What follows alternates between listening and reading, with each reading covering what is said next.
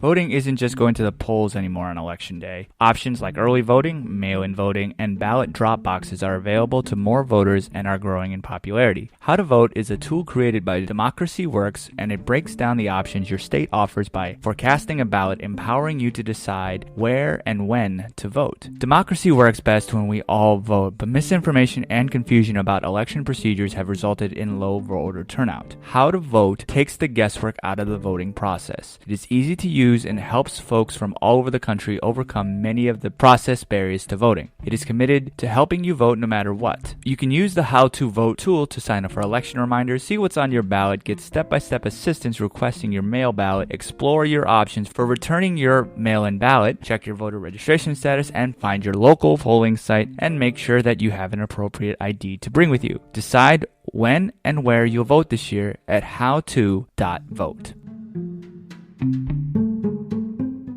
Hello and welcome to the formal review. Today, we will be looking at the 2018 film, Sicario, Day of the Solado. Now sit back, relax, and enjoy the review. Hey everybody, welcome back. It's the formal review. Thanks for tuning in. I'm Andre, the critic for Box Office Buzz. As always, when it comes to the reviews, is that there may be some spoilers, but it's usually vague stuff. What I always say is that go see the movie first before you listen to anything that I have to say about it, and then come back and listen. But if you really don't care, just keep listening. So Sicario, Day of the Solado is an action thriller directed by Stefano Sollima and written by Taylor Sheridan. It is the sequel to 2015 Sicario and has Benicio del Toro, Josh Brolin, and Jeffrey Donovan returning with a new cast members of Isabel Moner, Manuel Garcia Ruffalo, and Catherine Keener. I wrote a review for Box Office Buzz for the previous film. You can go check that out on their website. So this film takes place right after the U.S. government finds out that the Mexican cartels have been bringing in terrorists into the country. So the government contacts Matt Graver, played by Brolin, to team up with his hitman or Sicario, Alejandro Gillick, played by Del Toro, to stop the cartels that they had done previously. So they have to come up with this plan to take down all these cartels. So instead of having the U.S. actually officially be involved, what they do is they take one of the cartel's head's daughters, Isabel Reyes, played by Moner, and blame it on another major cartel to start this war between them. As with stories like this, what they think is going to happen is not going to go 100% according to plan, and so it goes off the rails. As such, Alejandro must decide if he really wants to do his job, or does he try to save the girl whose father took everything from him. Now, this film was written by Taylor Sheridan. You might have known his writing. He's done a lot in the past year.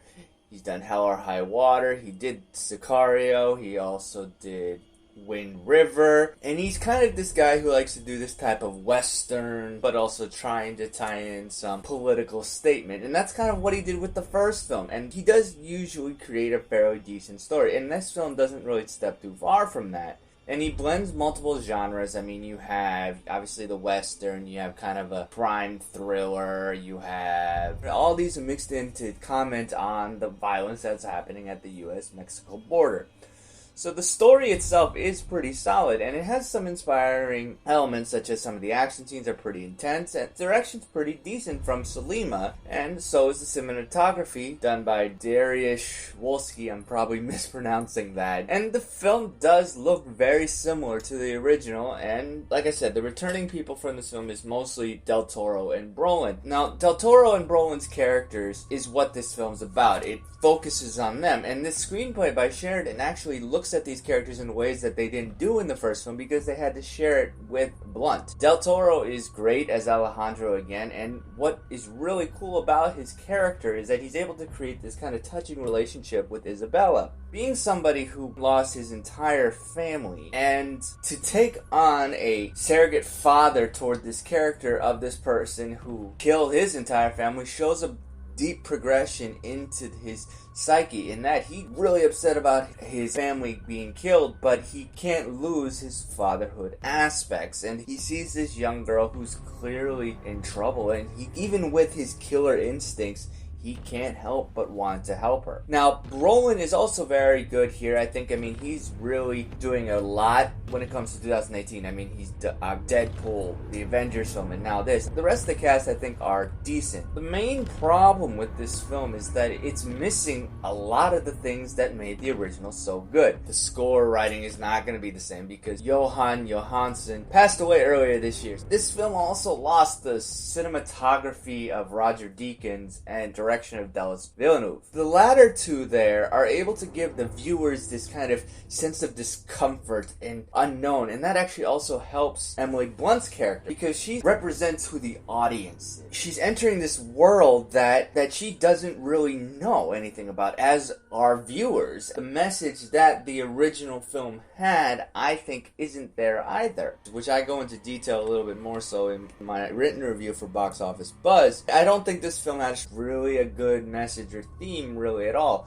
It kind of beats around the bush when it comes to the obvious real world issues that this story is discussing. And so, honestly, this film just does what the original did, but it seems to be done with a little bit less effort, which unfortunately makes the film fairly forgettable. Like I said, it does have a lot of good things coming. The action's great, the environment that it's in is definitely entertaining, the script is good, characters are good, actors are great, but this film doesn't have the precision that the last film had. Each piece was brought together. The cinematography, the direction, the script, the acting, everything was brought together to seem like it was essential for this film. And everything was executed to a T. Now, this film, unfortunately, just has the same violence and brutal scenes that will keep most viewers entertained, but the emotion's not there. So one could really even question, why was this film even made? So if you did enjoy the first film, there's enough in this that you will probably enjoy this